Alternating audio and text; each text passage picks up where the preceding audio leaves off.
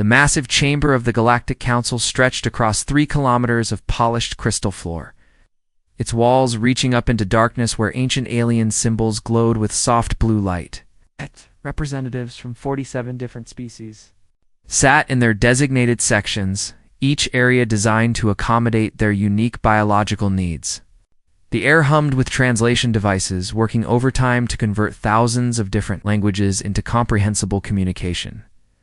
Ambassador Thel of the Cortani Empire stood at the central podium, his tall gray form casting long shadows. Across the assembly floor, his forearms gestured dismissively as he addressed the gathered representatives about the newest concern facing their ancient civilization. The Cortani had ruled galactic politics for over 3,000 years, and Thel carried himself with the arrogance that came from such prolonged dominance.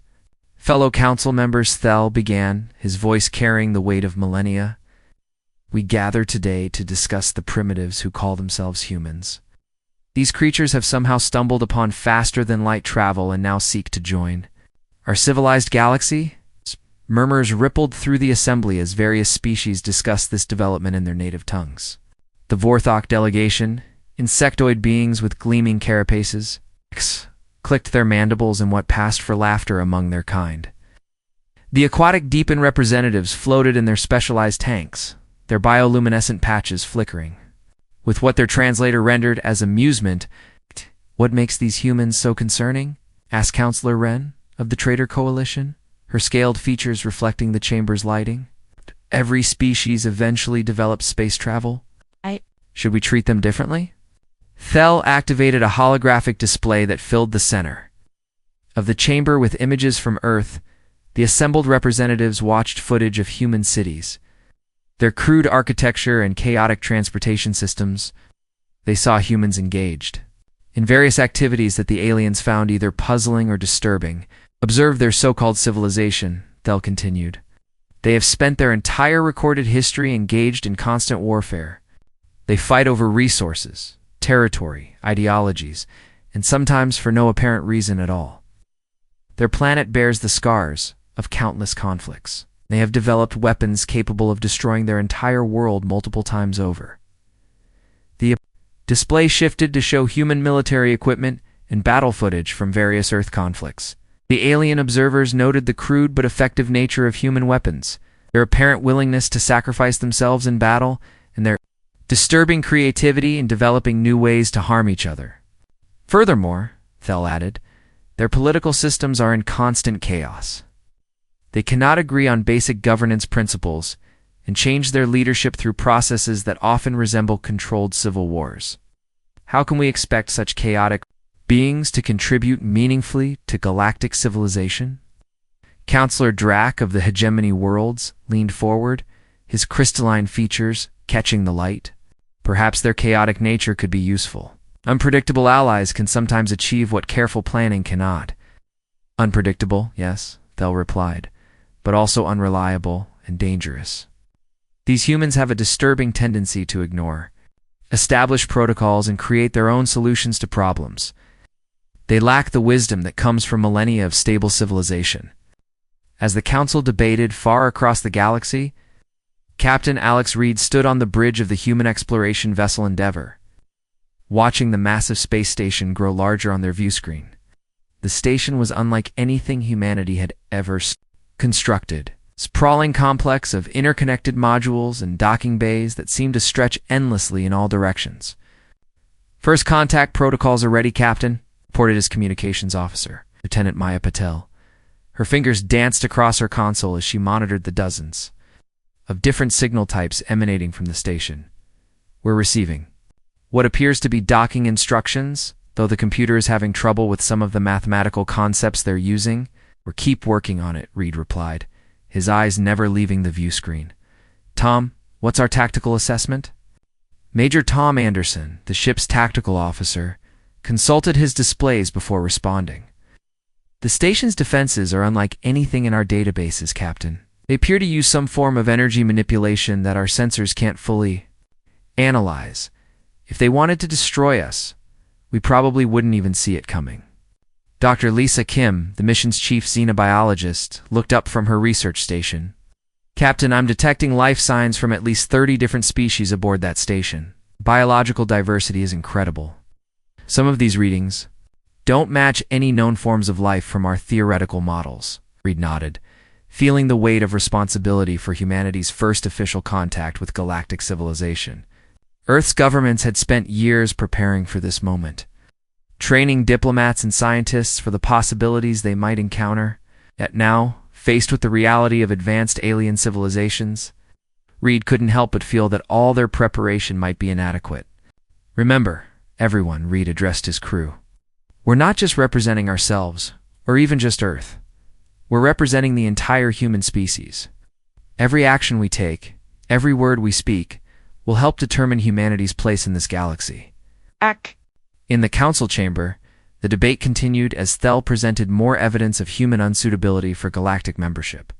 The holographic display now showed human scientific endeavors, highlighting what the aliens perceived as humanity's crude but reckless approach to research and development.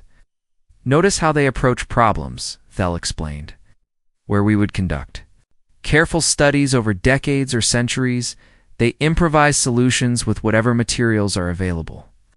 They combine technologies in ways that should not work, yet somehow do. This unpredictability makes them impossible to plan around. Counselor Vex of the neutral territories raised a question that had been on many minds. What do you propose we do about them? They have achieved faster-than-light travel independently. By galactic law, they qualify for contact and potential membership. We classify them as a wildcard species, Thel announced. Unpredictable, but ultimately insignificant. We offer them limited membership in the Outer Rim territories, far from important systems and trade routes. Let them establish a few colonies where they cannot interfere with established galactic order. In time, they will either stabilize into a more predictable pattern or destroy themselves through their own chaotic nature. The proposal met with general approval from the assembled representatives. The classification of wildcard species was typically reserved for civilizations that showed promise but lacked the stability for full galactic integration. It was considered a temporary measure, though few species ever graduated from wildcard status to full membership. As the Council prepared to vote on humanity's classification, the Endeavour completed its docking procedures, and Captain Reed prepared to step into the station's diplomatic quarter. Neither the confident aliens nor the determined humans could have predicted how completely this first meeting would reshape the galaxy's future, setting in motion events that would transform not just humanity's destiny, but the entire structure of galactic civilization itself. 6 months had passed since humanity's first meeting with the Galactic Council, and the aliens had grown comfortable thinking they understood their newest members. The humans had been assigned 3 small colonies in the Outer Rim, far from important trade routes and major civilizations. Most council members had already forgotten about the strange species from the third planet of an unremarkable yellow star. That comfortable ignorance shattered when emergency alarms began wailing throughout the council station. Ambassador Thel rushed into the Crisis Command Center where dozens of alien technicians worked frantically at their control panels. The main display showed tactical readouts from 3 different star systems, all painting the same terrifying picture. Report, Thel demanded, his forearms crossed in a gesture of barely controlled panic. The hegemony has launched simultaneous attacks on Corvus Prime, the Alari homeworld, and the Vorthok Manufacturing Center, replied Commander Zek, his crystalline features flickering with stress patterns. They're using some kind of quantum disruption weapons we've never seen before. Our ships can't even get close enough to engage them. The hegemony was a militant collective of silicon-based life forms that had been quiet for decades, building their strength in the galaxy's dark regions. Intelligence reports had suggested they were developing new technologies, but nothing had prepared the Council for weapons that could tear apart matter at the quantum level. On the tactical display, Council fleets appeared as small blue dots, trying desperately to reach the red markers that represented hegemony forces. Every time the blue dots got close, they simply vanished from the sensors. Their ships dissolved by weapons that attacked the very structure of reality. How many ships have we lost? Thel asked, though he dreaded the answer. 47 vessels in the first hour, Zek replied. Our conventional weapons and shields are completely useless against their quantum disruptors. Every tactical doctrine we've developed over the past 3 millennia is worthless. As panic spread through the command center, a human voice cut through. The chaos? Excuse me, but we'd like to help. Everyone turned to see Captain Reed standing in the doorway, accompanied by a woman in a military uniform that the aliens didn't recognize. The woman stepped forward and introduced herself with the confidence that had become characteristic of human interactions. Admiral Beth Cruz, commander of the Earth Defense Fleet. She said simply, "We've been monitoring the situation, and we think we can assist." Thel's first instinct was to dismiss the offer. What could a species that had barely achieved space travel contribute to a crisis that had stumped the galaxy's most advanced civilizations? But with his own forces being systematically destroyed, pride seemed less important than survival. "What do you propose?" Thel asked, his tone making clear that he expected little from the primitive humans. "First, we need to stop thinking about this as a conventional space battle," Cruz replied. "Your ships are trying to engage the hegemony in direct combat, which plays to their strength. We need to hit them where they're weak." Commander Zek interjected. "Their weapons can destroy anything that gets close to them." "Their supply lines," Cruz answered. "No matter how advanced their weapons are, they need resources, fuel, and maintenance. We don't fight their ships. We cut off everything that keeps their ships fighting." Alien commanders exchanged glances that conveyed their skepticism. This approach seemed too simple, too indirect for beings accustomed to the Grand Fleet engagements that had defined galactic warfare for centuries. Cruz activated a portable holographic projector and displayed a 3-dimensional map of the affected systems. "While you've been focusing on their main battle groups, we've been tracking their support vessels. They have supply convoys moving through these asteroid fields and maintenance stations hidden in these nebulas." "How did you find these?" Thel demanded. "Our sensors couldn't detect anything in those regions. We weren't looking for ships," Cruz explained. "We were looking for the things ships need: signatures from industrial processes, waste products from life support systems, communication patterns between isolated positions. Your people look for what's there. We look for what should be there." Engineer Maya Patel stepped forward with a tablet displaying technical specifications. "We've also been working on modifications to our weapons and shields. The quantum disruptors work by breaking down molecular bonds, but we think we can create interference patterns that disrupt their disruption." "That's theoretically impossible," Zek protested. "Quantum effects can't be negated by conventional technology." "Maybe not by conventional technology," Patel agreed, "but we're not exactly conventional. We've been combining human electromagnetic pulse principles with Cortani, phase shifter technology, and Alari particle beam focusing systems. None of our species would have thought to merge these technologies, but that's because none of you think like we do." Dr. Lisa Kim joined the group, carrying data files that contained information the Council's scientists had missed. "There's something else. I've been studying the biological components of hegemony technology, and I think their quantum weapons have a significant weakness that nobody noticed." "Oh, what kind of weakness?"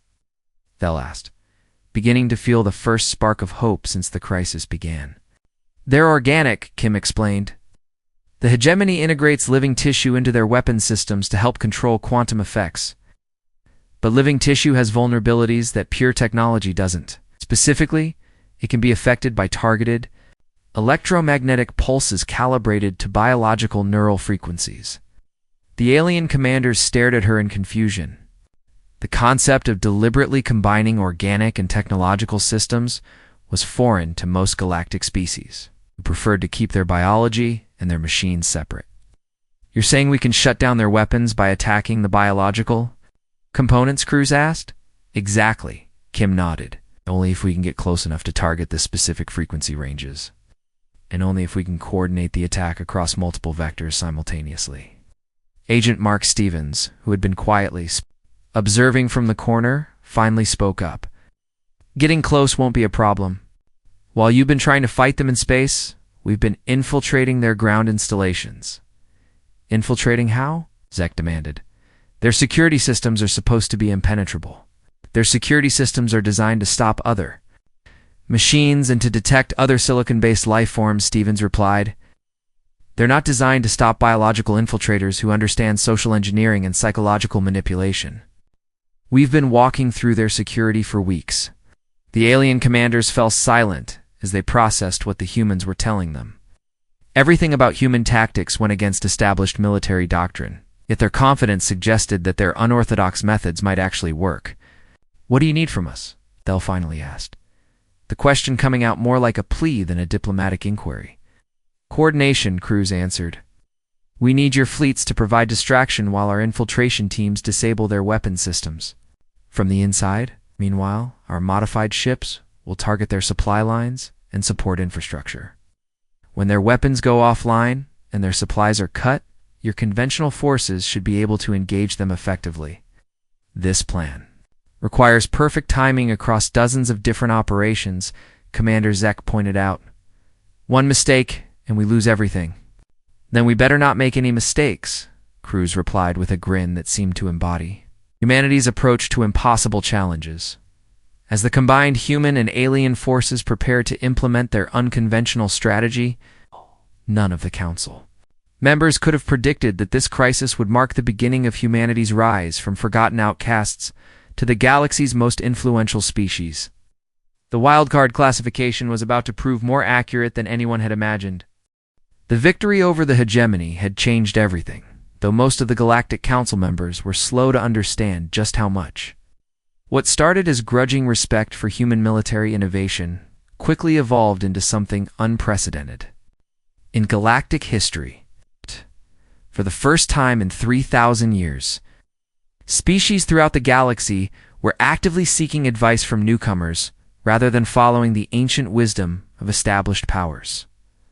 Ambassador Dana Walsh walked through the corridors of the council station, noting how different things had become since she replaced Captain Reed as humanity's chief diplomat. 6 months ago, these same corridors had been filled with aliens who barely acknowledged human presence. Now she couldn't travel 50 meters without being approached by representatives seeking meetings, consultations, or simply informal conversations. About human perspectives on various challenges, the requests had started small. The Trader Coalition wanted human input on optimizing their cargo routes, having heard about the unconventional supply line tactics used against the hegemony. The Mining Guild asked for advice on equipment modifications after learning how humans had combined different alien technologies to create new solutions. Even the Cultural Exchange Commission requested human participation in their programs. Fascinated by humanity's approach to problem-solving, Ambassador Walsh called Counselor Wren as she approached from a side corridor. "Wait, do you have a moment to discuss the Meridian Sector trade disputes?" Walsh smiled politely and gestured for them to walk together. "Of course, Counselor. What seems to be the problem?" "The same problem we've had for 40 years, Wren replied with obvious frustration. 3 different species claim mining rights to the same asteroid belt, and none of them will compromise. We've tried arbitration, economic incentives, even threats of sanctions, but nothing works." "Have you tried asking them what they actually need rather than what they want?" Walsh asked. Wren's scaled features showed confusion. "I don't understand the difference. The Vorthok say they want exclusive mining rights, but what they actually need is enough rare minerals to maintain their manufacturing quotas. Claim they need the entire belt for their expansion, but what they actually need is just the water-rich asteroids for their new colonies. The Cortani insist they need priority access, but what they actually need is a steady supply of metals for their shipbuilding programs." "How does understanding their needs help us resolve the dispute?" Wren asked. "Because once you know what everyone actually needs, you can usually find a way for everyone to get it," Walsh explained. "Divide the belt by resource type rather than by territory. Give the Vorthok exclusive rights to rare mineral extraction. The deepen priority on water harvesting, and the Cortani first claim on metal-rich asteroids. Everyone gets what they need, and the belt produces more resources overall." Wren stopped walking and stared at Walsh with something approaching. "That's so simple. Why didn't we think of that?" "Because you were thinking like politicians trying to divide territory fairly instead of like problem solvers trying to meet everyone's needs efficiently," Walsh replied. "It's not about being smarter. It's about thinking differently." This conversation was repeated in various forms throughout the station as human advisors found themselves increasingly in demand. The shift was most obvious in the restricted diplomatic quarters, where secret meetings that had once excluded humanity now specifically requested human participation. Chancellor Vale of the Ellery Confederation had been waiting in the secure conference room when Walsh arrived for their clandestine meeting. The Elari were longtime rivals of the Cortani Empire, and this gathering represented something that would have been unthinkable just months earlier. Ambassador Walsh, Vale began, her bioluminescent patches pulsing in patterns that indicated both excitement and nervousness. I want to discuss a formal alliance between the Elari Confederation and humanity. Walsh kept her expression neutral, despite her surprise. The Elari were one of the most powerful species in the galaxy, controlling vast manufacturing capabilities that rivaled even the Cortani Empire. An alliance with them would instantly elevate humanity from minor rim species to major galactic player. What kind of alliance are you proposing? Walsh asked carefully. Full technological exchange, mutual defense agreements, and joint development projects, Vale replied. In return, we want access to human strategic thinking and problem-solving methodologies. Our analysts have studied your recent innovations, and we believe human creativity could give us the advantage we need to finally challenge Cortani dominance. Vale activated a holographic display showing Elari manufacturing facilities. We can offer you access to our molecular assembly technology, our zero-point energy systems, and our quantum communication networks. Technologies that took us millennia to develop, we're willing to share immediately. And what exactly do you want from us? Walsh asked, though she suspected she already knew the answer. We want you to teach us how to think like humans, Vale said simply.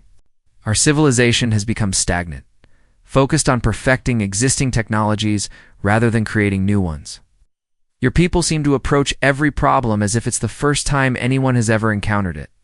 That perspective is exactly what we need.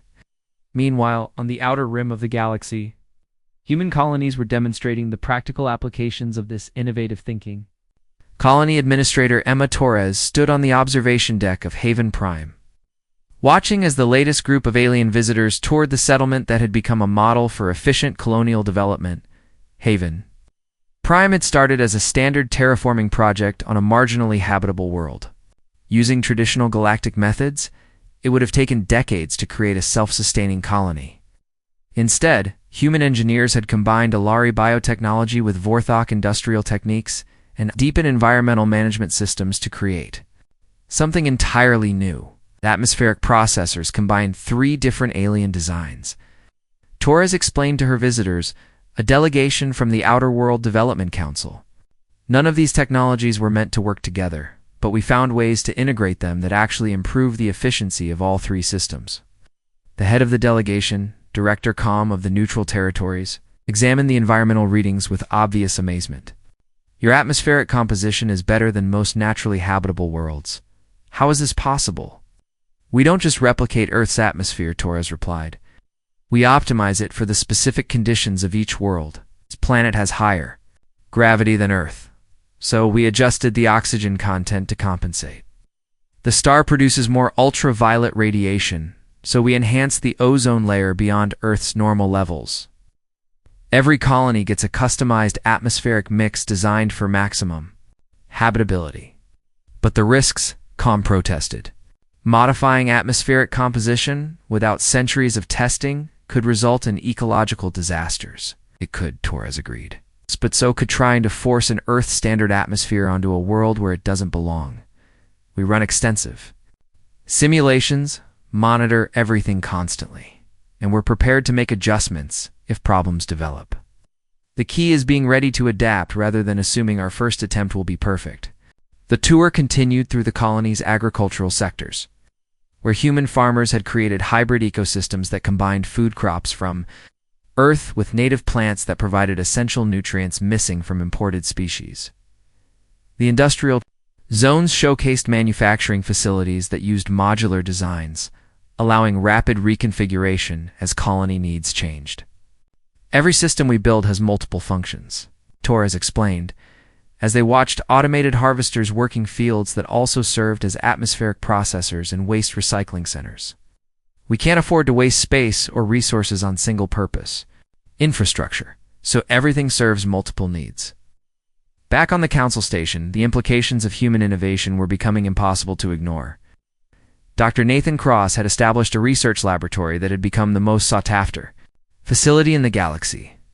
His breakthrough work on dimensional fold engines had revolutionized space travel, reducing journey times by factors that traditional alien physics had deemed impossible. The key insight, Cross explained to a gathering of alien scientists, was realizing that we didn't need to fold space-time in a perfect geometric pattern. Everyone was trying to create symmetrical dimensional folds because that's mathematically elegant. But mathematics isn't the same as reality. But asymmetrical folds should create temporal distortions, protested Dr. Vell, a Cortani physicist, who had spent centuries studying dimensional mechanics. They do, Cross acknowledged, but only if you try to maintain them for extended periods. Our engines create brief controlled distortions that collapse before temporal effects can build up. It's messier than the elegant solutions everyone was trying to achieve, but it works better. The assembled scientists murmured among themselves, struggling to understand how such crude methods could produce superior results. Cross had encountered this reaction repeatedly as he presented innovations that violated accepted scientific principles while achieving better performance than traditional approaches. As word of human innovation spread throughout the galaxy, the political implications became increasingly obvious. Species that had been content with their positions in the established hierarchy began questioning why they should continue following leaders whose methods produced inferior results. The Galactic Council found itself facing the first serious challenge to its authority in millennia. Ambassador Thel reviewed intelligence reports from across the galaxy with growing alarm. Human colonies were attracting immigration from dozens of species. Human advisors were being recruited by governments throughout the Outer Rim. Human innovations were disrupting industries that had remained unchanged for centuries. Most disturbing of all, humans seemed completely unaware of the revolution they were causing. They approached each request for assistance as a simple problem to be solved, without apparent concern for the political implications of their solutions. Their lack of political ambition made them even more dangerous to the established order, because they were changing the galaxy without even trying to seize power. The Wildcard species was proving to be far more disruptive than anyone had imagined, and the game they were changing was bigger than anyone had realized. The breaking point came when 3 human cargo ships disappeared near the Cortani border. Their wreckage later found drifting in space with what appeared to be pirate weapon signatures burned into their hulls. Ambassador Thel personally delivered the news to the council chamber. His 4 arms spread in a gesture of mock sympathy that fooled no one who understood Cortani body language. "Tragic news reaches us from the Outer Rim territories," Thel announced. To the assembled representatives, human vessels have fallen victim to pirate attacks, despite our warnings about the dangers of operating in unstable regions.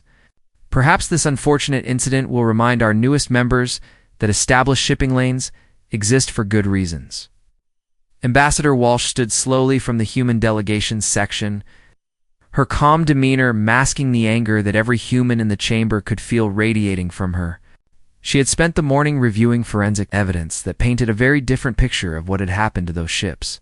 "Ambassador Thel," Walsh said, her voice carrying clearly through the chamber's translation systems, "our analysis of the wreckage shows some interesting details. Weapon signatures match pirate technology, but the attack patterns follow Cortani military doctrine exactly. The ships were disabled before being destroyed, which is standard Cortani procedure, but unusual for pirates who typically destroy targets immediately. Are you suggesting the Cortani Empire was involved in these attacks?" Thel replied, his tone suggesting that such an accusation was both absurd and insulting. "I'm suggesting that whoever carried out these attacks had access to Cortani tactical training," Walsh answered carefully. "Whether that was the Empire directly, or pirates with unusually sophisticated military education, I couldn't say." The tension in the chamber was obvious as representatives from various species realized they were witnessing the opening moves of a political confrontation that had been building for months. The Cortani Empire's growing hostility toward human influence had become impossible to ignore, and everyone understood that this incident was merely the pretext for something larger. Over the following weeks, Similar incidents occurred throughout human space. Supply convoys were attacked by pirates using increasingly sophisticated tactics. Human diplomatic missions were delayed by sudden bureaucratic complications. Trade agreements between humans and other species faced unexpected regulatory challenges that seemed designed to strangle human economic growth. President Elena Rodriguez stood in the command center of Earth's orbital defense station reviewing intelligence reports that painted a clear picture of coordinated harassment. The woman who had united Earth's fractured governments during humanity's first contact with galactic civilization now faced the challenge of protecting human interests against an enemy that controlled the very institutions supposedly designed to maintain galactic peace. How many incidents this week? Rodriguez asked her intelligence chief, Director Paul Grant. 17 confirmed attacks, 32 bureaucratic delays, and 41 trade disruptions, Grant replied. The pattern is consistent with a systematic campaign designed to isolate us economically while providing plausible deniability for direct military action. Any evidence linking these incidents directly to the Cortani Empire? Rodriguez inquired. Nothing that would stand up in council arbitration, Grant admitted. They're too smart to leave obvious evidence. But the coordination required for this level of harassment could only come from a major galactic power with extensive intelligence networks. Rodriguez nodded, having expected this answer. The Cortani had ruled galactic politics for millennia. By being subtle in their manipulations and overwhelming only when subtlety failed, they were following their traditional playbook, apparently not realizing that humans had been studying their methods since first contact. Initiate Diplomatic Protocol 7, Rodriguez ordered. It's time to show them that we understand their game better than they think we do. Instead of responding with military force or formal complaints that would play into Cortani expectations, Rodriguez launched a diplomatic offensive that exploited the very political divisions that the harassment campaign had revealed. Human ambassadors reached out to every species that had felt the sting of Cortani dominance over the centuries, offering partnerships that promised mutual benefit rather than subordination. The response was immediate and overwhelming. The Trader Coalition, tired of Cortani trade restrictions, signed exclusive agreements with human colonies that bypassed traditional shipping monopolies. The Mining Guild, frustrated by centuries of unfair resource allocations, began joint ventures with human industrial operations that promised better working conditions and higher profits. Even some Cortani client states quietly approached human representatives about alternative arrangements. The economic isolation that the Cortani had orchestrated backfired spectacularly as species throughout the galaxy realized that human partnerships offered advantages that the traditional power structure could not match. Rather than forcing humanity into submission, the harassment campaign had accelerated the very changes that the Cortani were trying to prevent. The inevitable military confrontation began when Cortani patrol fleets moved to enforce a blockade of human space, claiming they were protecting galactic shipping from the pirate attacks that everyone knew they had orchestrated. Admiral Beth Cruz, now commanding a fleet that seamlessly integrated technologies from dozens of species, prepared to demonstrate how completely human military doctrine had evolved beyond alien understanding. They're deploying in traditional battle formation, reported Captain Reed, who had returned to military service as Cruz's chief tactical advisor. 47 capital ships and a standard defensive wall, supported by fighter squadrons using conventional attack patterns. Just like their training manuals, Cruz replied with the confidence that had made her humanity's most successful military commander. They're fighting this battle the same way they fought battles 1,000 years ago, expecting us to respond with the same tactics they've always faced. The Battle of the Nexus began when Cortani forces attempted to prevent human supply ships from reaching the galaxy's primary trade hub. What the Cortani commanders expected was a desperate attempt by outnumbered human forces to break through their blockade using brute force. What they encountered instead was a form of warfare that none of their strategic training had prepared them for.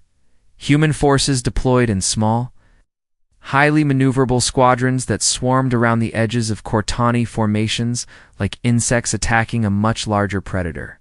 Instead of engaging the enemy fleet directly, they targeted communication relays, Sensor arrays and command systems with precision strikes that left Cortani ships blind and unable to coordinate their responses. Simultaneously, human cyber warfare. Specialists launched attacks against Cortani computer systems using techniques that the aliens had never encountered. Where galactic civilizations had developed sophisticated defenses against electronic intrusion, they had no protection against social engineering attacks that manipulated individual crew members into compromising their own security. Sir, receiving surrender requests from 17 Cortani vessels, reported Lieutenant Maya Patel, who had been promoted to serve as Cruz's communications officer. Their command structure has completely broken down, and individual captains are making their own decisions about continuing the battle. This is impossible, transmitted Admiral Kex of the Cortani fleet, his message reaching Cruz on an open channel that every ship in the battle could monitor. We outnumber you 10-1. Our ships are larger and more heavily armed. How are you defeating us? Because you're fighting yesterday's war with yesterday's tactics, Cruz replied, her response. Broadcast across the battle zone. You prepared to fight other galactic civilizations that think like you do. You never prepared to fight humans who think like we do. The battle continued for another hour, but the outcome had been decided in the first few minutes when Cortani commanders realized that none of their tactical training applied to the situation they faced. Human forces didn't try to destroy enemy ships. They neutralized them by attacking systems that the Cortani had never thought to defend. They didn't attempt to control territory. They controlled information and communication in ways that made Cortani advantages irrelevant. When the fighting finally ended, the Cortani fleet had been rendered completely ineffective without a single ship being destroyed. Crews sat in vessels that could still fly but couldn't fight, couldn't communicate, and couldn't navigate effectively. It was a form of victory that demonstrated human capabilities while avoiding the massive casualties that would have made reconciliation impossible. Admiral Cruz came a transmission from the Cortani flagship. We request terms for surrender. There will be no surrender, Cruz replied, because there will be no conquest. We're not here to replace your empire with ours. We're here to propose something better for everyone. President Rodriguez's voice joined the communication from Earth, addressing not just the Cortani forces, but every species monitoring the battle.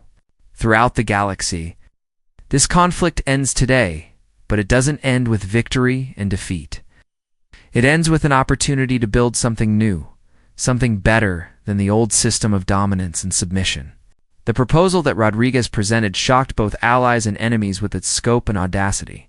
Rather than demanding territory or reparations, humanity offered to help restructure galactic governance based on contribution and cooperation, rather than age and tradition.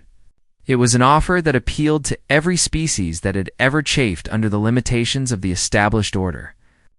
As news of the battle spread throughout the galaxy, representatives from dozens of species began sending messages to human diplomatic offices requesting information about this new form of governance. The Wildcard species had not only won their first major military engagement, they had used that victory to propose changing the fundamental rules of galactic civilization itself. 2 years after the Battle of the Nexus, the galaxy bore little resemblance to the rigid hierarchy that had dominated galactic politics for millennia.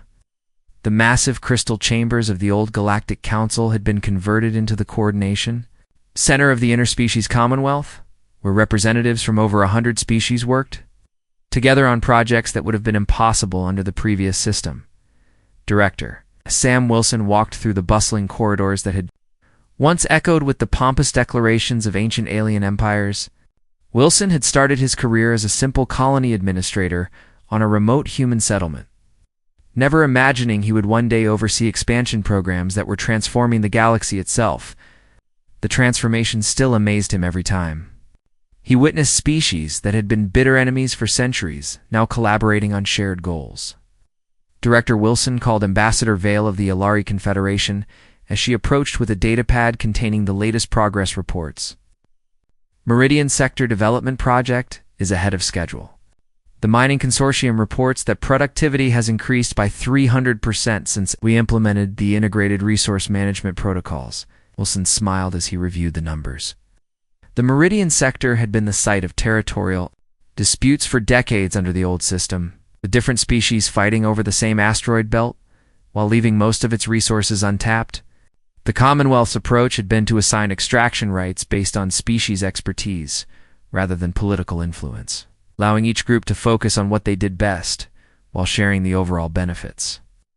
Any problems with coordination? Between the different species? Wilson asked, remembering the early challenges of getting traditional rivals to work together. Actually, the opposite, Vale replied, her bioluminescent patches showing patterns of genuine enthusiasm. The Vorthok engineers have been teaching Deepin workers their precision mining techniques, while the Deepin have shared their environmental restoration methods with Courtenay supervisors. They're learning from each other faster than we expected. This Scene was repeated throughout the galaxy as the Commonwealth's collaborative approach produced results that none of the participating species could have achieved alone. The key insight that had made it all possible was humanity's understanding that competition and cooperation were not mutually exclusive concepts when properly organized. President Rodriguez stood in the observation lounge of the Commonwealth headquarters, watching ships from dozens of different species dock at the massive station that had become the heart of galactic civilization.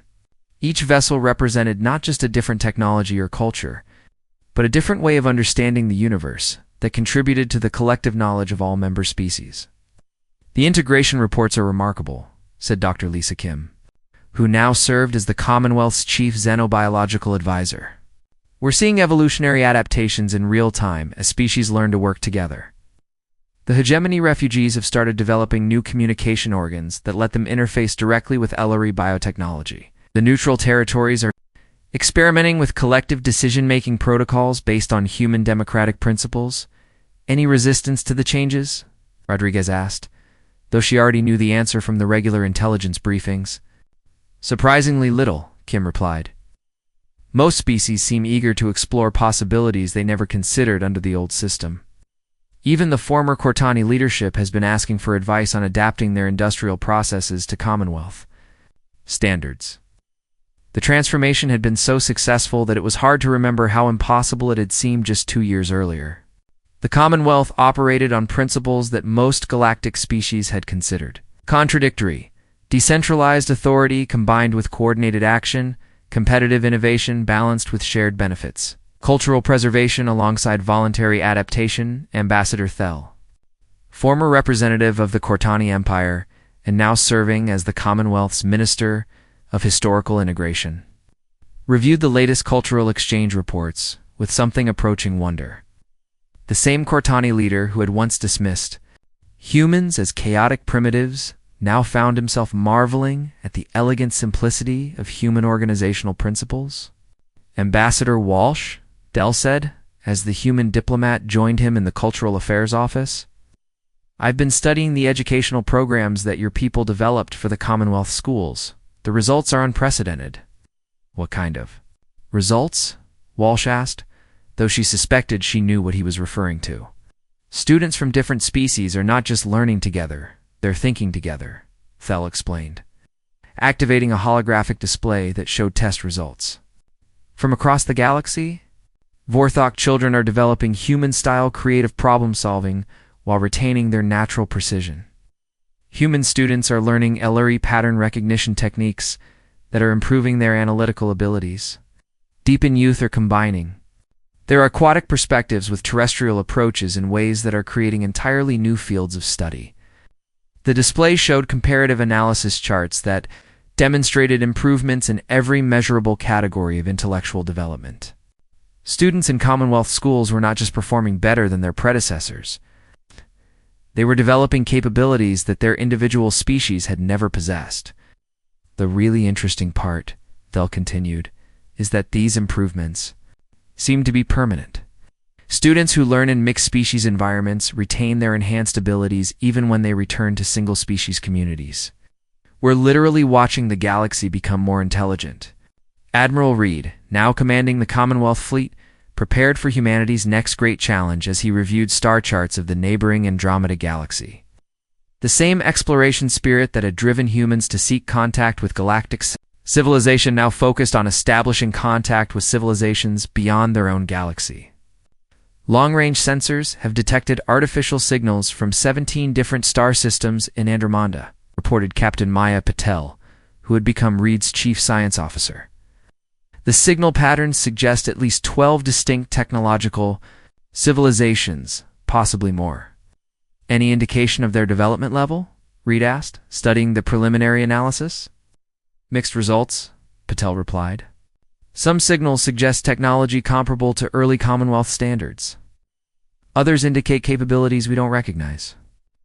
There's definitely something there, but we won't know what until we make contact. The Commonwealth Council has approved the mission, Reed confirmed.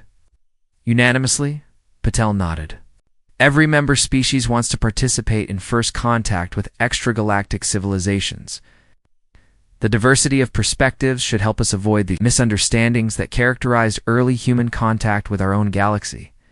The irony was not. Lawson read that humanity, once considered the galaxy's least predictable species, was now leading efforts to establish peaceful contact with unknown civilizations. The skills that had made humans seem chaotic to establish galactic powers were exactly the skills needed for navigating the uncertainties of truly alien contact. Dr. Nathan Cross finalized the technical specifications for the intergalactic exploration.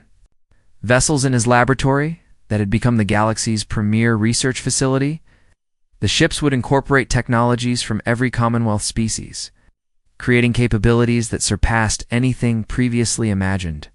More importantly, they would carry crews representing the full diversity of galactic civilization, ensuring that first contact would benefit from every possible perspective.